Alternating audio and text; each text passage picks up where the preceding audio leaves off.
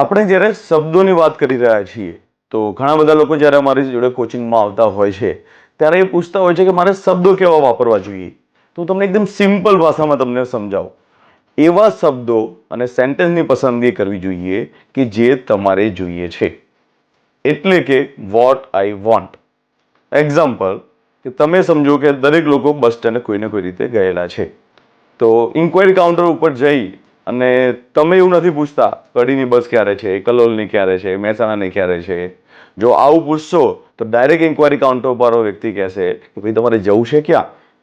તો એ જ રીતે આપણા જીવનમાં પણ ઘણા લોકો તમે જોતા હશો કે ડોનાલ્ડ ટ્રમ્પે શું કર્યું, અત્યારે તો બહુ ગરમી પડી રહી છે, આઈપીએલમાં શું ચાલી રહી છે, કોન્સ્ટન્ટલી આ બધાના સેન્ટેન્સો એના મનમાં અને વાતો ચાલતી હોય છે.